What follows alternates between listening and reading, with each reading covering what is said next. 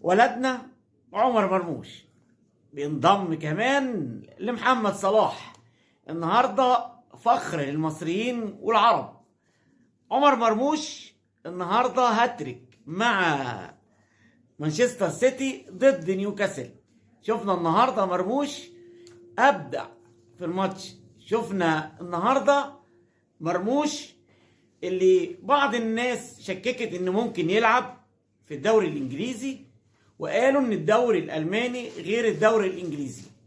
لكن عمر مرموش النهارده بيرد على الناس دي وبيقول لهم ان انا موجود، ابن مصر، دايما رافع راس بلدي مصر.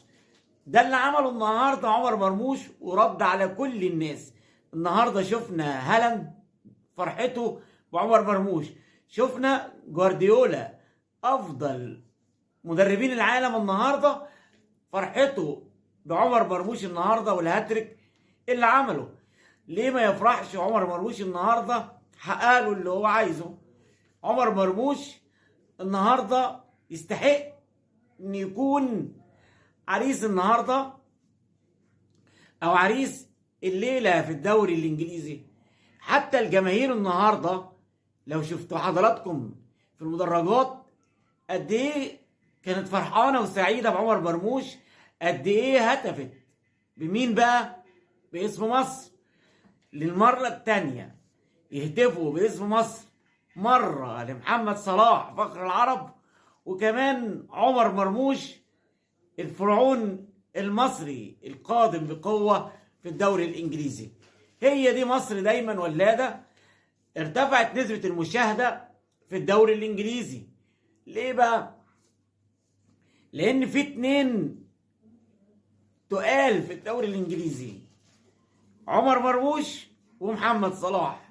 اتنين مصريين هم بيرفعوا اسم بلدهم في الدوري الانجليزي. اتنين فخر للعرب وافريقيا.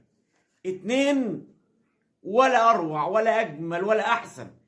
شوفوا حضراتكم النهارده السوشيال ميديا قالت ايه على عمر مرموش وقالت على ايه على محمد صلاح. شوفوا حضراتكم وتابعوا السوشيال ميديا قد ايه مجدت في ولادنا، في ابناء مصر المخلصين اللي ان شاء الله هيكونوا ضربة قوية جدا لمنتخب مصر في كأس العالم، اللي هيكونوا بإذن الله هم العصب والأساس لمنتخب مصر في بطولة أفريقيا أو في البطولات عموما. فنتمنى التوفيق لعمر مرموش ومزيد إن شاء الله من إحراز الأهداف. نتمنى له إن هو يرفع اسم مصر مرة تانية وتالتة ورابعة ومليون مرة كمان. مبروك لعمر مرموش، مبروك للشعب المصري على عمر مرموش.